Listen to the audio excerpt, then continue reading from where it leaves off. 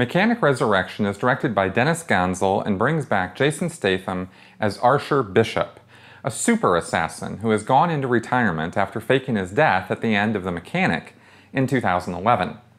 It also stars Jessica Alba, Tommy Lee Jones, and Michelle Yeoh. The Mechanic was actually an amped-up remake of a 1972 Charles Bronson vehicle which had him playing a nuanced and sensitive yet deadly assassin who worked for a nameless organization, drank fine wine, and listened to classical music. He ends up schooling a young Jan Michael Vincent in the ways of professional hitmen, only to have Vincent kill him in the end.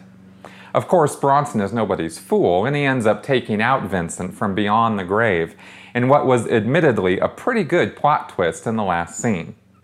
The 2011 remake played out on the same framework, except Statham's character did not die at the end, leaving the road wide open for a series of crappy sequels such as what we have here.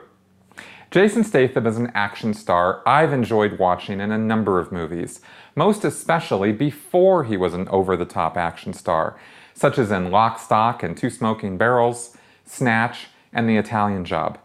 His dry sense of humor and natural charisma make him fun to watch when given good material.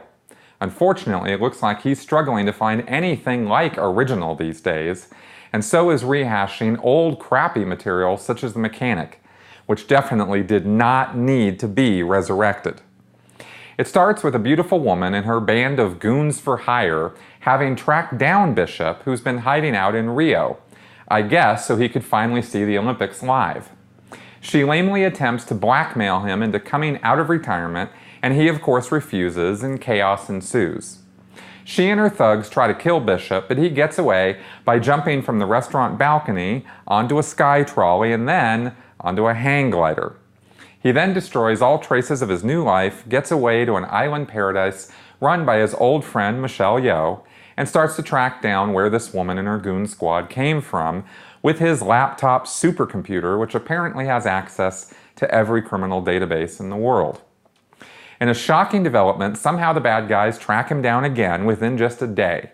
Jessica Alba appears in what has to be the most horribly contrived setup I've ever heard, which apparently was meant to get Statham to fall for her, then she would be kidnapped and he would be forced to go out and kill people in order to free her.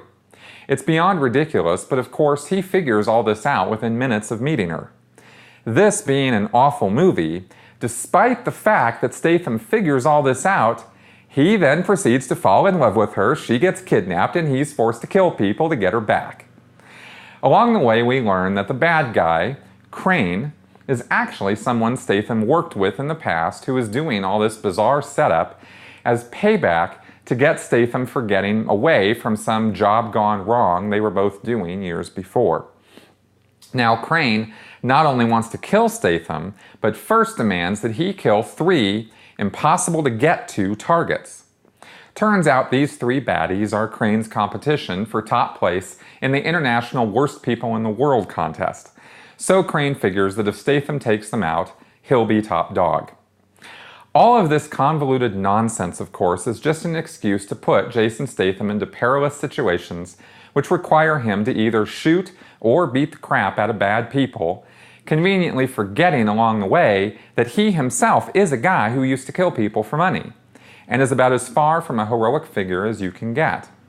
That's pretty much what action movies since the 1990s have devolved into, and is what of much of our video game culture is also centered around. Games like Grand Theft Auto and Hitman make drug dealers, thugs, and professional assassins the heroes of the game, and that's fine. It's a predictable counterculture response to some of the ridiculous nonsense we were treated to by Stallone, Schwarzenegger, and Van Damme in the 80s. I imagine in 10 years or so, the pendulum will swing back the other way again.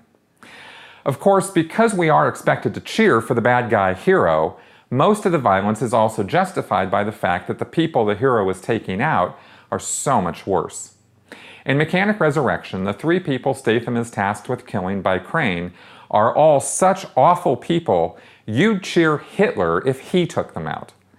Now, I'm not trying to be an effete snob in talking about this. I love movies with action and crazy stunts, But what annoys me about bad action movies like Mechanic Resurrection is that they're so forced, so full of contradictions and impossible coincidences, and so insulting to the audience's intelligence that I feel dumber for having watched them. Silly things like continuity or consistency, even from one scene to the next, aren't even paid lip service. The whole gimmick with The Mechanic is that this is a professional hitman who is supposed to make his victims' deaths look like accidents. Yet Bishop leaves enough bodies behind him at every hit that he could fill the local morgue 3 times over. This guy is the opposite of subtle.